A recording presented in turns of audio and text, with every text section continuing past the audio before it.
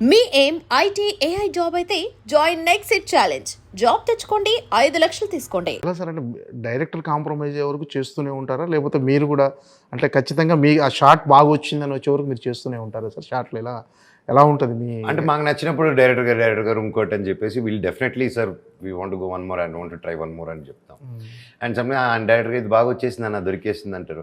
ఇంకొకసారి అన్నప్పుడు ఓకే చేయి అంటారు. దే వోంట్ స్టాప్, ఎందుకంటే దే ఆల్సో ఇంకేదైనా దొరకచ్చు.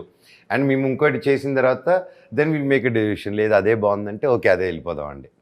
So like that. And mostly it's director గారే వెరీ ప్రిసైజ్. అండ్ నా ప్రతి మూమెంట్, ఐబ్రో, కళ్ళు, చూపు దగ్గర నుంచి డైలాగ్ ఎక్కడ లేగాలి, ఎక్కడ దిగాలి, క్యాజువల్గా చెప్పాలా, పట్టి చెప్పాలా, ప్రతిదీ ప్రెసైజ్గా డైరెక్టర్ గారు. I become a fan. అంటే ఒక యాక్టర్గా ఒక మూడు ఓకే దీన్ని ఇలా చేయాలని నాలో ఒక యాక్టర్గా నాలో ఏం బెస్ట్ ఉందో అదే పెడుతుంటాను బయటికి. కొత్త ట్రై చేసేదానికి ఎనీ యాక్టర్కి ఉంటుంది అది. ఇంకో కొత్తది ఏదైనా తీసుకొచ్చేదానికి ఇప్పుడు అవసరమా, లేకపోతే ఎందుకు తెలియదు కాబట్టి నాకు అది చేయగలుగుతాను అనేది నాకు డిస్కవరీ తెలియదు. That's why director comes in. నాకు తెలియంది నేను ఓకే ఇలా ఆలోచిస్తే ఇలా చేయగలుగుతానా అనేది ఈ టాట్ మీ మెనీ థింగ్స్ అండి. ఐ థింక్ ఈజ్ నాకు చంద్రశేఖర్ ఎలియేటి గారి తర్వాత అన్ని టెక్నిక్, అన్ని ఇది ఆభావాలు ఎలాగ ఇది చేయాలని నాకు క్రిస్టల్ క్లియర్గా నేర్పించింది కార్తిక్ ఘట్టమనేని గారండి. ఓకే. అంటే మీకు తేజుకు ఈ సినిమాలో కొన్ని సర్ప్రైజింగ్ ఎలిమెంట్స్ ఉంటాయని చెప్పేసి అన్నది అవును, అవి లీక్ చేయొచ్చు కదండి. ఇంకంతే నాకు సర్ప్రైజ్ ఇస్తారు. విశ్వ గారు వచ్చి అదిదా సర్ప్రైజ్ వాటి వేరే సర్ప్రైజ్ ఇస్తారు నాకు. సో రియలీ అండి, ప్రొడ్యూసర్ గారు కూడా విశ్వ గారు తప్ప వేరే వాళ్ళు ఇంత సపోర్ట్ చేసి ఉంటారా అనేది నమ్మల్ని ఐ కాంట్ టెల్ అండి. బికాస్ ఇది ఎప్పుడో హనుమాన్ రిలీజ్ అయిన తర్వాత చేస్తే ఓకే అప్పుడు చాలామంది చేస్తారు పాన్ ఇండియా హిట్ అయిందని. హనుమాన్ రాకముందు తేజాన్ని నమ్మి, నేను అంతకుముందు నేను గ్యాప్ ఇచ్చిన నన్ను నమ్మి, కార్తిక్ ఘట్టమనేని గారు కేవలం ఆ స్క్రిప్ట్ మీద నమ్మి విశ్వ గారు ఫస్ట్ డే చెప్పారు.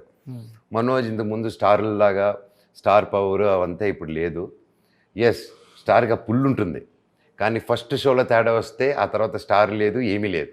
స్టార్ అయినా హిట్ అవ్వాల్సిందే, నార్మల్ అయినా ఫస్ట్ షోలో టాక్ రావాల్సిందే, విచ్ ఇస్ వెరీ ట్రూ. అదే ఉంది 3 years బ్యాక్ ఏమన్నారు, ఈ రోజుకి అదే ఉంది. సో అది నమ్మి ఆయన నేను కథను నమ్మాను, ఈ వరల్డ్ని నమ్మాను, మనం అందరిని నమ్మి చేద్దాం దీని అన్నారు. అదేవిధంగా ఏమీ కాంప్రమైజ్ అవ్వకుండా ఏది 3 years వరకు ఒక సెట్ అయితే దాదాపు 6 months 1 year హోల్డ్ చేశారండి ఆయన. గ్రౌండ్లో వేసి అది వర్షం వచ్చి పడిపోతే కూడా దాన్ని మళ్ళీ బిల్డ్ చేసి మళ్ళీ షూట్ చేశారు. How many people would dare to do that? So and he believe the script so much and he supported us. And అందరం నమ్మి నిలబడిపోయి చేసాం cinema. I think and I hope and I trust, hope కూడా కాదు, I trust, I believe ఈ cinema పెద్ద hit అవుతుంది and మంచి ఆదరణ వస్తుందని ఐఎమ్ ట్రస్టింగ్ ఇట్ అండి. అంటే ఎలాంటి విజువల్ ఎక్స్పీరియన్స్ ఇవ్వబోతుంది సార్? అంటే మొన్న ట్రైలర్ రిలీజ్ అయిన తర్వాత నిజంగా స్టన్నింగ్, అందరు మోస్ట్ యాంటిసిపేటెడ్ మూవీలా ఇప్పుడు టాప్ ట్రెండింగ్లో ఉంది సినిమా. సో విజువల్గా చాలా ఎక్స్పెక్ట్ చేస్తున్నారు. సో వాళ్ళ అంచనా, వాళ్ళ ఎక్స్పెక్టేషన్ ఎంతవరకు రీచ్ అవుతుంది? ట్రైలర్కి ఏదైతే అందరూ ఎక్స్పెక్టేషన్స్ ఉన్నారో అది మాత్రం యూజువల్లీ 100% రీచ్ అవుతారండి. 100% రీచ్ అవుతారు. ఓకే, ఇట్స్ ఫినామినల్గా తీశారు. ఓకే. అంటే మీ క్యారెక్టర్ని, మీ క్యారెక్టరైజేషన్ని ఎంతవరకు ఆడియన్స్ ఎంజాయ్ చేయబోతున్నారు? దే రియలీ ఎంజాయ్ అండి. వీటితో కోపం ఎలా ఉందో చిన్న ఫన్ ఫ్యాక్ట్ కూడా ఉంటుంది ఈ క్యారెక్టర్ది. సో ఈజ్ వెరీ మైండ్ని పట్టలేరు మీరు ఇతన్ని. So yeah, it will be impactful. బయటకు వచ్చినప్పుడు మాత్రం మైండ్ నుంచి తీయలేరు, అది guarantee.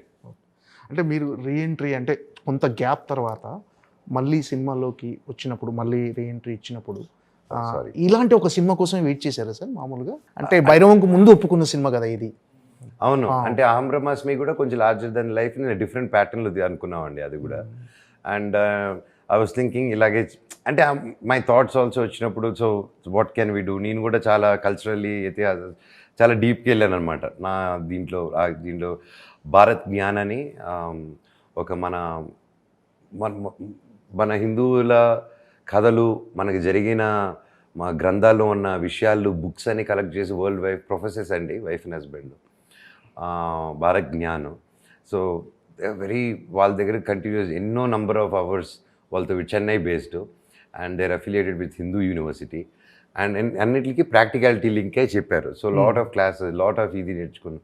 So whatever I'm choosing, whatever అంటే హౌ యూ విల్ చూజ్ అండి, మాకు ఇది చేయాలన్నప్పుడు వస్తాయి. వాట్ యూ వాంటెడ్ యూనివర్సిటీలో attractive, that I strongly believe. So నేను ఇలా చేసే దాంట్లో కూడా I think this match so much about what I'm trying to tell the next generation. రాముడు ఏంటి, వీటిలో ఏంటి, ఒక సమస్య వచ్చినప్పుడు దేవుళ్ళు ఎలా చేశారో అది మన రియల్ లైఫ్కి ప్రాక్టికల్గా ఎలాగా వాడాలి అనే కాన్సెప్ట్లో we are trying to explain and this came right and fit in to that. And I'm so happy. దీని ద్వారా ఇంకా కొన్ని విషయాలు కూడా తెలుసుకుంటారు చాలామంది అబౌట్ అవర్ హిస్టరీ, మైథాలజీ, మన దేవుళ్ళ గురించి, జరిగిన కథల గురించి. ఓకే. అంటే యాక్చువల్గా మీరు అంటే మళ్ళీ ట్రాక్ చేంజ్ చేయాలని అనే ఆలోచన ఎప్పుడు వచ్చింది సార్? అంటే మీకు నాకు ఫస్ట్ సినిమా నుంచే ఉందండి. I was always wanted to do something different. అందుకే మీరు ఊ కొడతారు లీక్ పడతారు చూస్తే గ్రే షేడ్స్తోనే వచ్చింది అది స్టార్టింగ్లోనే. దెన్ ఎల్లంగా ఈ turn because like that. But నాకు ఎప్పుడు I had that inbuilt it be I wanted to do. You can explore so much, you can be wild దాంట్లో. So always I grew up looking up my father very closely. Like how ఒక క్యారెక్టర్కి variation, అందరూ అబ్బా ఈ క్యారెక్టర్కి as a కొడుకు okay నేను కూడా అన్ని క్యారెక్టర్లు చేయాలి, నాకు కూడా ఆ ఇంట్లో పెరిగి నాకు అది ఇన్బిల్ట్ ఉందండి. సో నాకు ఈ క్యారెక్టర్ చేయాలి, రేపు ఒక కామెడీ రోల్ వచ్చినా నేను చేసేదానికి ready. Okay. So not restricting, comedy role వచ్చి if it's strong and comedy impactful role I definitely go and do it. Okay. అంటే మీకు టఫెస్ట్ టైంలో మోర్ అంటే సపోర్ట్గా నిలిచింది ఎవరు సార్ ఈ మధ్య కాలంలో? కానీ నా వైఫ్, మా అమ్మ, సిస్టర్ ఎప్పుడు నా జీవితంలో ఎప్పుడు ఆడవాళ్ళే నిలబడారు. ఎప్పుడు I was surrounded with. Okay. Yes అండి. మా అమ్మ, మా అక్క, అంతే. It was like that. Okay. They my support. అందుకే నాకు ఉమెన్ అన్నా, వాళ్ళకి ఏదైనా అన్నా ఒక I think that's why I'm more in that front supportive to them. అంటే ఎప్పుడు మీరు ఇంత సరదాగానే ఉంటుంటారా సార్ సెట్లో కానీ, ఇంట్లో కానీ, బయట కానీ? అంతే లోపల ఎలా ఉన్నా కొన్ని అగ్నిపర్వతాలు బద్దలవుతున్నా బయటికి మాత్రం అలా ఉండటం అలవాటే. అవునండి. అది ఎందుకని అంటే అలా సరదాగా ఉండటం ఇష్టం మీకు? అంతే అండి. నాకు ఎప్పుడైనా ఏ మనిషి అయినా అంటే నాది వేరే వాళ్ళకి రుద్దకూడదనే ఒక థాట్ ఉంటుంది.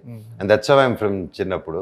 నాది ఎప్పుడైనా బాధపడినా ఇది పడినా నా క్లోజ్ ఫ్రెండ్స్తో ఓపెన్ అయిపోతారు. నేను I discuss with my friends. And నేను ఒక టైంలో డిస్కస్ చేయడం మానేసినప్పుడే my thoughts at time of like చాలు లైఫ్ అనుకొని అనిపించింది ఒక టైంలో. మై సిస్టర్ థాట్ ఏదో ఒక రోజు ఏ న్యూస్ వస్తుందో మనోజ్ గురించి, బ్యాడ్ న్యూస్ అనే లెవెల్లో ఫిక్స్ అయిపోయింది తను.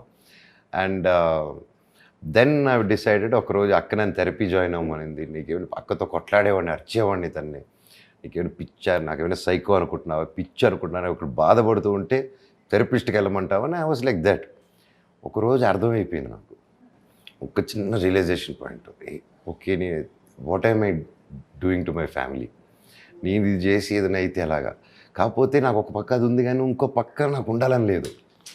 అలా ఉంది నా మైండ్ స్పిట్టర్లీ. నాకు కాదు, ఇది కాదు, లోకం తప్పు, ఇది కాదు, ఎవరు కరెక్ట్గా లేరు, నాకు తెలిపోయింది. దెన్ ఒకరోజు నాకు ఎందుకో సెకండ్ ఛాన్స్ ఇద్దాం, లైఫ్ ట్రై చేద్దాం అని అక్క దగ్గరికి వెళ్ళి పట్టేసుకొని, నాకు బ్రతకాలం ఉంది, అదేదో థెరపీ అన్నావు కదా, అది చెప్పక్క ట్రై చేస్తానంటే పట్టుకొని ఏడ్చేసింది ఆ రోజు అక్క. ఏడ్చి ఇమీడియట్గా సెట్ చేస్తే అప్పుడు ఒక దేవుడిలాగా ఒక థెరపిస్ట్ ఆవిడ వచ్చారు.